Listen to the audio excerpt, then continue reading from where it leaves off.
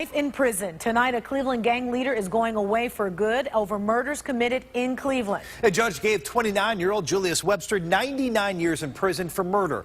Jurors found the leader of the Heartless Felons guilty on several charges.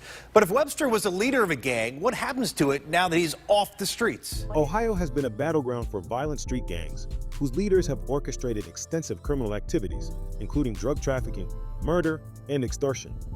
Among the most notorious gang leaders are Jermonte Fletcher of the short North Posse in Columbus, DeWaylyn Colvin of a Youngstown drug ring, and Julius Webster of the Heartless Felons in Cleveland. These individuals have led their respective gangs through campaigns of violence and crime, leaving a lasting impact on their communities. Law enforcement agencies have made concerted efforts to bring these gang leaders to justice, highlighting the ongoing battle against gang violence in Ohio. Now ABC 6's Lisa Rondola joins us live from the newsroom with a big concern before trials start. Lisa? With this major announcement this afternoon, police, prosecutors, and federal agents voiced their concerns about witness intimidation. They say the people who saw something or knew something about this case have been threatened, beaten, and even killed.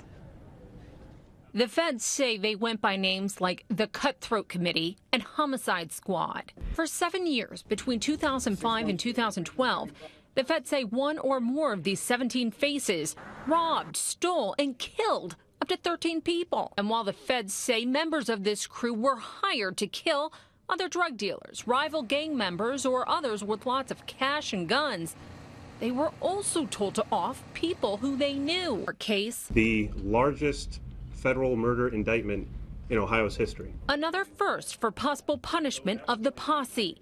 The feds say 11 could wind up losing their lives for taking lives during this reign of terror. The FBI had to relocate witnesses to protect them from this deadly gang that was based out of the Wineland Park neighborhood.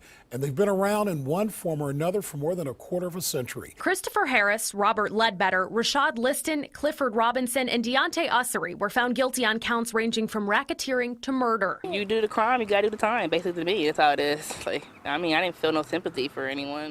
Well, Mike and Colleen, the U.S. Attorney for the Southern District of Ohio says today's convictions account for 10 previously unsolved murders out of a total of 14. This wraps up a 2-month trial here in federal court. 5 members of the Short North Posse were found guilty today on all counts in this case that included racketeering, murder, and drug charges. Now, these are 5 of a total of 20 people from the Short North Posse who were indicted about 2 years ago. 19 accused members of the Short North Posse were sentenced this week on murder and racketeering charges. 24-year-old Jonathan Holt sentenced to life in prison on murder charges.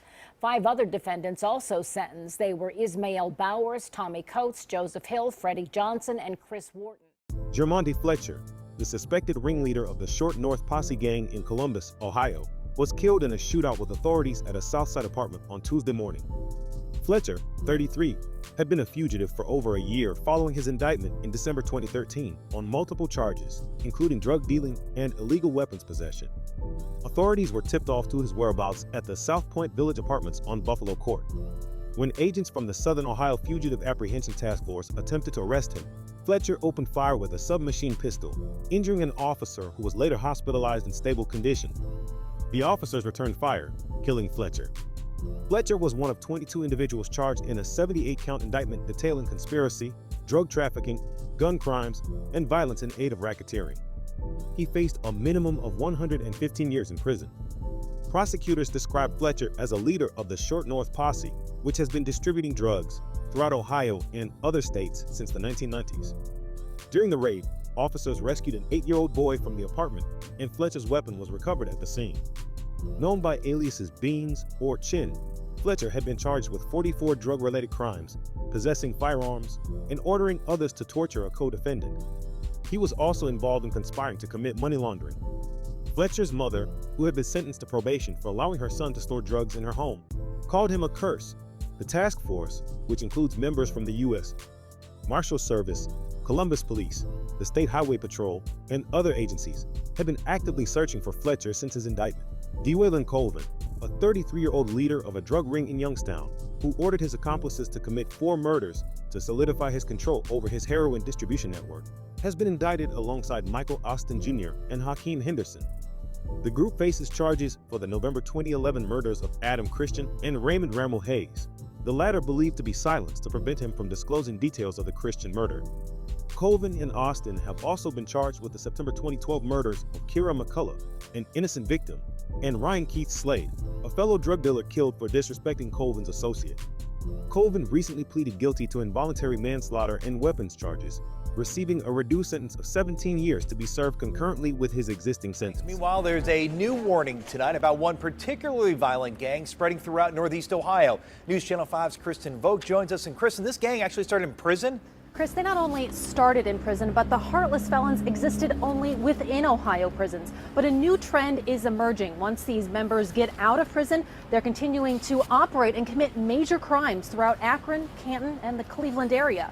We know if someone's a heartless felon, they're probably going to have a weapon on them, or they're going to be carrying a weapon most of the time. Plus, members are known to kill, rob, and steal. They're wreaking fear and havoc within the communities, and that's how the Heartless Felons work. Today, the U.S. Marshals say agents regularly track Heartless Felons, a sharp contrast from just 2 years ago when the gang was hardly in existence outside prison walls. The Heartless Felons are one of our most disruptive groups. They're known to travel in large numbers. DJ Norris of the Ohio Department of Rehabilitation and Correction says the Heartless Felons started in a Marion, Ohio prison about 10 years ago. Now it's a predominantly Cleveland-based gang. Trial for this man, Julius Webster, is underway. He's accused of being a ringleader in the Heartless Felons street gang.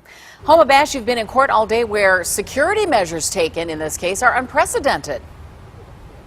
That's right, Lee. From SWAT teams to a very heavy presence from sheriff's deputies to a ban on cell phones. The judge in this case not taking any chances that anything in this trial will be compromised. A full gallery inside courtroom 21C today for the start of Julius Webster's murder trial. Most of the people, friends and family of Curtis Marks Jr., who was shot and killed on August 29, 2013. 28-year-old Webster is charged with aggravated murder and robbery in Marks's death, plus faces additional charges of kidnapping, theft, escape, and intimidation related to other crimes. New information tonight in the high-profile murder trial of a gang leader in Cleveland. The verdict came in today, and tonight we learned the judge faced death threats as he oversaw the trial. Julius Webster was found guilty in the murder of Curtis Marks outside a Cleveland bar 16 months ago. After the verdict, County Prosecutor Tim McGinty revealed that at least 2 death threats against Judge Michael Astraub had been received. The man known as the leader of the Heartless Felons learns how much time he'll spend behind bars. Julius Webster was sentenced today. News Channel 5's Mike Brookbank is in our newsroom with new developments from court. This afternoon, a Cuyahoga County judge sentenced Julius Webster to life in prison without the possibility of parole for 99 years. Last month, the jury convicted Webster of murdering Curtis Marks outside a Cleveland bar back in August 2013. The 29-year-old has been in and out of prison for the past decade and was convicted in a separate case for his leadership role in the Heartless Felons gang. Tonight, a Cleveland gang leader is going away for good over murders committed in Cleveland. A judge gave 29-year-old Julius Webster 99 years in prison for murder. Jurors found the leader of the Heartless Felons guilty on several charges. But if Webster was a leader of a gang, what happens to it now that he's off the streets? Well, News Channel 5's Kristen Vogt is live in Cleveland with a look at that question. Kristen. Danita, do not expect this young, violent gang to go away. That's what the founder of the Crips gang in Cleveland told me this evening. In fact, he believes it'll be business as usual. When you have these children today, you're battling a local Al-Qaeda or ISIS. These children have nothing to lose and they're not afraid to die. That's why they do the type of things that they do. There are children all over Northeast Ohio who are members of the Heartless Felons. A growing number of them are out on our streets. They're also in our prisons, and their credibility is determined by the level of crimes they commit.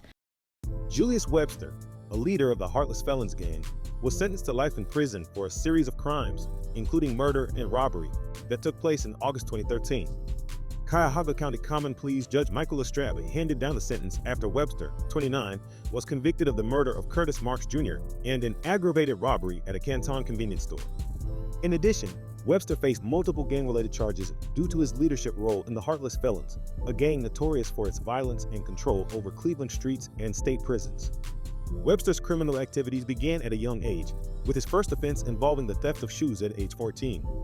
Over the years, he ascended to a high-ranking position within the Heartless Felons, which was formed in a state youth correctional facility. Despite the gang's strong presence in Cleveland, they have attempted to expand their influence to other areas, including Canton. During his trial, extensive security measures were taken, including metal detectors and a heavy police presence, reflecting the severity of the case. Evidence presented included numerous photos of Webster with weapons and testimonies of his involvement in violent crimes. Prosecutors argued for the maximum sentence to protect the public from future crimes. The Heartless Felons have a history of systematic violence within Ohio correctional institutions, targeting both inmates and staff. Their influence extends from youth prisons to adult facilities, making them one of the most disruptive gangs in the state. Webster's case was notable for its depiction on the television show, The First 48, which chronicled the investigation and trial, highlighting the fear and intimidation tactics used by the gang to silence witnesses. Despite these efforts, Webster was convicted and received a sentence of 99 years to life, ensuring he remains behind bars. Additionally, another gang member, William Hammonds, was sentenced to an additional 3 years for threatening Judge Michael Lestrade during Webster's trial.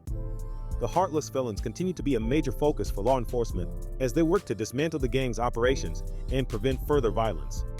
The stories of these young black individuals navigating through criminal activities and subsequent legal challenges bring to light the complexities of their situations, including the systemic pressures and lack of opportunities that can drive such decisions.